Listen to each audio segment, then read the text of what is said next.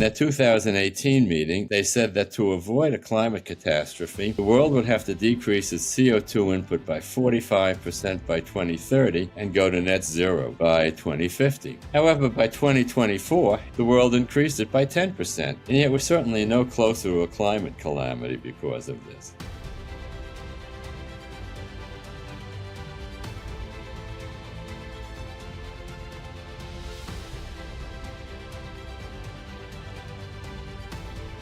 This is Climate Debrief, brought to you by the CO2 Coalition. I'm Angela Wheeler. We'll soon be talking with Dr. Wally Manheimer about his recent publication entitled False Prophets and Climate Change. Dr. Manheimer is a Life Fellow of the American Physical Society and the Institute of Electrical and Electronics Engineers. He spent 34 years at the U.S. Naval Research Laboratory, serving as an ST-16 senior scientist for his last 14 years there. Now a consultant, he's authored more than 150 refereed papers on fusion, beams, microwaves, radar, and plasma tech. Since leaving the lab as a full-time employee in 2004, he has worked on his own scientific projects. One such project is fusion breeding, the use of fusion neutrons to breed fuel for thermal nuclear reactors. The CO2 Coalition and many others have demonstrated with solid scientific work that there is no climate crisis, to which Dr. Manheimer agrees. In his latest paper, False Prophets and Climate Change, he describes his belief that there is insight from the Bible of a false climate narrative. Dr. Manheimer, can you give us an example? One thing the Bible says is that not too long after the creation, God became dissatisfied with the world, and not only that, he decided to take some individual people into his confidence. And these are the prophets in the biblical world. And they were people who spoke to God and instructed them what to do. One example, of course, is Noah, where God said, "The end of all flesh has come before me, and the earth is about to be filled with violence. I am about to destroy them with the earth." And the rain fell on the earth for 40 days and 40 nights. These are direct biblical quotes. And he took Noah into his confidence. Noah built the ark and brought the animals into it and rode out the storm. And then when the waters receded, he began again. After the Exodus, the Jews were in the Sinai for 40 years. And it was very hard for them.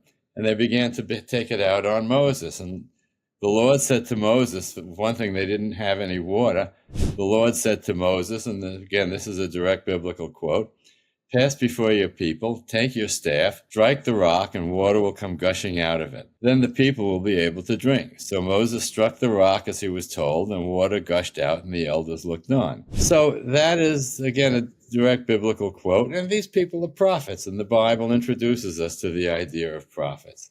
But how do you know whether the prophet really spoke to God or not? There's no way of telling. And it warned of false prophets, and probably most famously of Jesus on the Mount, where he said, "Beware of false prophets, which come to you in sheep's clothing, but inwardly they are ravaging wolves." Again, a direct biblical quote. And here's a picture of Jesus giving the Sermon of the Mount and saying that, among other things. Well, how do you tell false prophets from true prophets? Well, in the biblical world, it's harder because you really don't know whether anyone spoke to God or not, and there's no way of knowing. But if the prophecy was real in the biblical world, something happened. There was a flood, like God said to Noah. Water did come out of the rock, like God said to Moses. But in the modern world, the more secular modern world, it's a little easier. Real or false claims to have knowledge that others cannot have. Knowledge from, say, secret government knowledge of scientific knowledge of psychology, whatever. And it's possible to check on this knowledge, so it's easier to check in the modern world than in the biblical world. Also, we can check on the prophecy. Did it really come true? For instance, the prophet might have prophesied that there was a big war coming from some country which looked peaceful, which surprisingly did occur, the real prophet, or surprisingly didn't occur, it was probably a false prophet. Do you see any insight from American history? Are there false prophets involved? False prophecies have been a factor of American history for at least 300 years. How does the harm that false prophets persist? And I don't think anyone has an answer to this. And I think this is the best answer was given by Dick Lindzen, which I will read, when he was talking about the climate dilemma. What historians will definitely wonder about in future centuries is how deeply flawed logic, obscured by shrewd and unrelenting propaganda, actually enabled a coalition of powerful special interests to convince nearly everyone in the world that CO2 from human industry was a dangerous, planet-destroying toxin. It will be remembered as the greatest mass delusion in the history of the world that CO2, the life of plants, was considered for a time to be a deadly poison. So he just says these mass delusions exist. In fact, they even wrote a book on it. Here's the cover of it. And for some reason, mass delusions initiated by false prophets can occur for a very long time. And there are several examples in American history. Back in 1690, there was the Salem witchcraft trials. And this was really the tail end of the worry about witchcraft, which plagued Europe for centuries. But this was probably the only case in America. And the Reverend Paris lived is the false prophet here that I'm saying. They lived in a house in camp with two girls, his daughter and his niece. And they had a slave they brought back from Barbados to Tuba, and she would scare the girls with stories of witchcraft and magic. And the girls began to all sort of go crazy collectively. They never saw any witches, but they saw the witches' specters, which was regarded seriously at the time. And people challenged the girls at their own risk. One of the people challenged the girls, how ridiculous it was John Proctor. Picture on the lower left is him at his execution. He was actually accused of being a witch and died for it. And one person that I always mention when I talk about these mass delusions is the person who ends them. The good witch was Governor William Phipps, who saw that people were so preoccupied by this witchcraft that they weren't tending their fields, and starvation was a real possibility. And he ended it by outlawing spectral evidence. No longer was someone say, we see the specter of a witch doing this or that. They got to say, we see our physical witch doing this or that. And also allowing accused witches to recant their confessions. Somehow, if they confessed, it saved them from the gallows.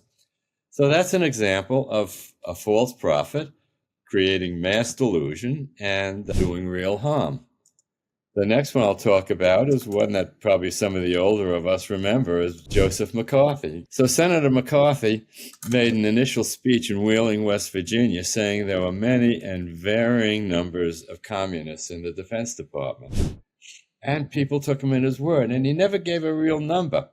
And there was a movie from about 1962, which sort of mocked this. It's called The Manchurian Candidate. And the senator in that movie, not too bright, had trouble deciding, he was worried that he always had to mix up the numbers in the Defense Department. But while McCarthy was a bachelor at this time, the real evil genius in the movie was his wife, Senator Iceland's wife, played by Angela Lansbury. And she said, okay, you want to have a number. It really hurts our case, but we'll take a number. And he says, yeah, a number I can easily remember.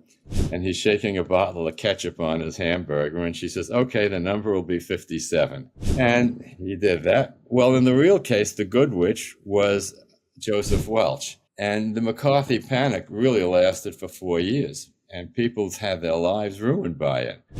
So the good witch came when McCarthy picked on the army, and Joseph Welch was the lawyer defending the army. And Joseph Welch's words were, and I'll read them, until this moment, Senator, I think I have never really gauged your cruelty and recklessness. If it were in my power to forgive you for your reckless cruelty, I would do so.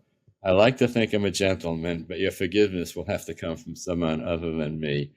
And that really sort of turned people off on it. And McCarthy was actually censured by the Senate and fell into oblivion, died a few years later of alcoholism. And the last one is almost the strangest. In the 1980s and 90s, many preschool teachers were accused of sexual abuse of 3- and 4-year-old kids by a new breed of former prophets, psychologists and social workers who over and over interviewed these kids. Now there were 6 or 7 hardly responsible adults with their anatomically correct dolls until they said what the false prophets wanted to hear, namely that they were people they saw suffered from sex abuse from their teachers. Clearly, this is analogous to, at least in my mind, this is analogous to spectral evidence in Salem. In fact, I regard this mass delusion as so similar to Salem's mass delusions that it's almost spooky. And yet no governor rose up to challenge this practice of what's clearly spectral evidence. Many were imprisoned for long periods of time.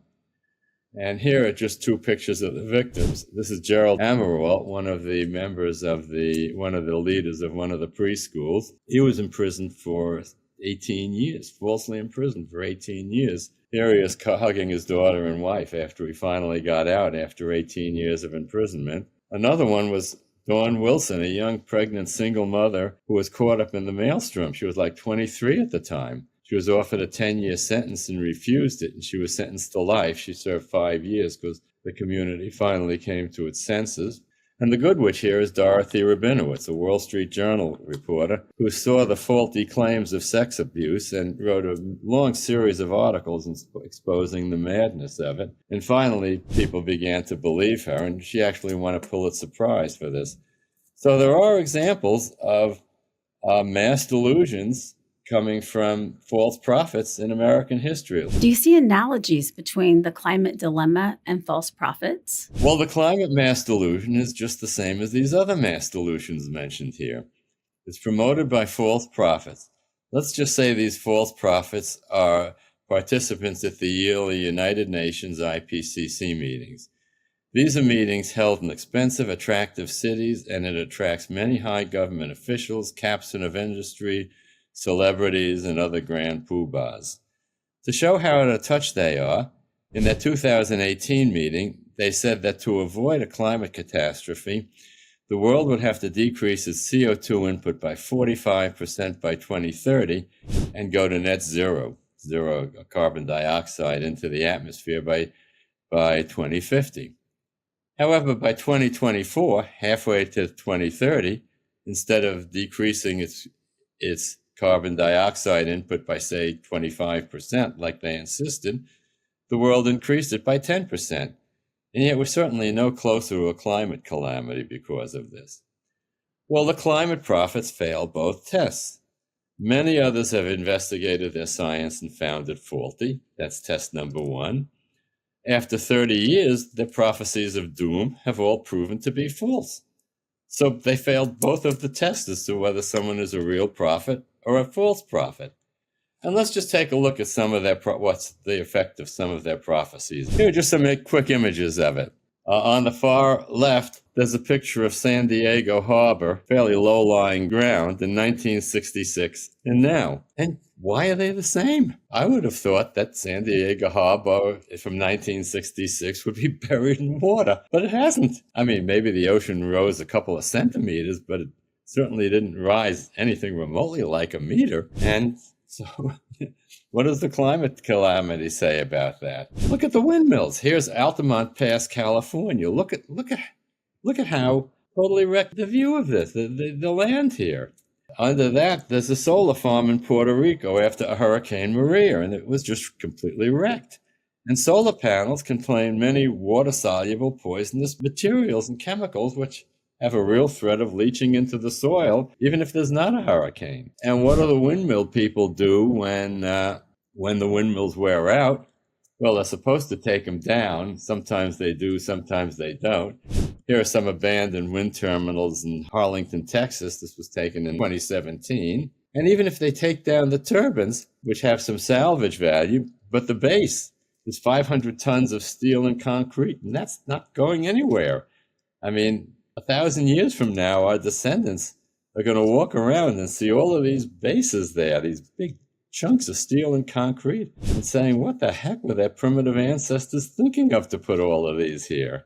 Here's another one of ice-covered solar panels in Germany in the winter of 2021. And one thing is that the lithium-ion batteries are real fire dangers. Here's a picture of a fire spreading from bus to bus in an underground parking lot. Germany now forbids electric cars in the underground garages. And I just have some relevant headlines. Massive power outage in Spain and Portugal leaves thousands stranded and millions without light. And it was serious. People were stuck in elevators for hours or underground trains for hours with no idea what's going on.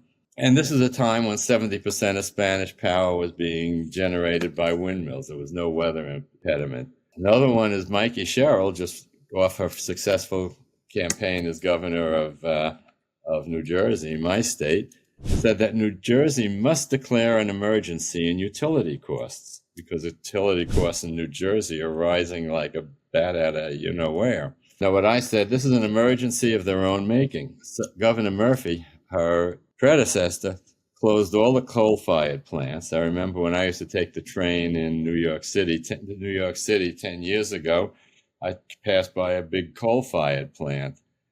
They closed, and it's not there anymore. They closed one of the two nuclear plants, and they refused to allow gas pipelines in. And that's because Governor Murphy and I guess Governor-elect Mikey Sherrill wants to offshore wind power. And she really can end the emergency as a governor. All she has to do is undo all the harm her predecessor did. Other headlines, raining in California's runaway electric rates, why Britain's electric bills are some of the highest in the world, over 4 million people in Germany struggle to pay their gas and electric bills, California's power grid faces potential challenges. Dr. Manheimer, do you see any hope that there is a good witch who can get us out of this mess? Here are some of the people who've been applying for the position for like 10 years. There's, of course, Will Happer, there's Dick Lindzen, Steve Koonin, Judith Curry, Gregory Wrightstone, the head of our organization. They've been bashing their head against the wall for 10 years and more without getting anywhere. So we've been out this for 10 years, and all of a sudden in walks President Trump. Here's his White House government order, presidential executive order. And he says no more federal money going to support windmills and solar powers. And that might be all it takes. Perhaps he can huff and he can puff and he can blow down this gigantic house of cards. And if he does, I think that'll be a very important part of his legacy. Wally, we thank you so much for offering your perspective on false prophets and climate change. We hope to have you again as a guest on Climate Debrief. Thank you for watching. The Climate Debrief podcast is funded by listeners like you. If you enjoyed listening to this episode of Climate Debrief, please like, comment, and subscribe. We read all of your feedback. If you are interested in finding out more about the CO2 Coalition and its mission, visit our website at co2coalition.org. Our host and executive producer is Angela Wheeler. Production by Ethan Audie and Scott Wheeler. Technical production and editing by Joseph Von Spakovsky.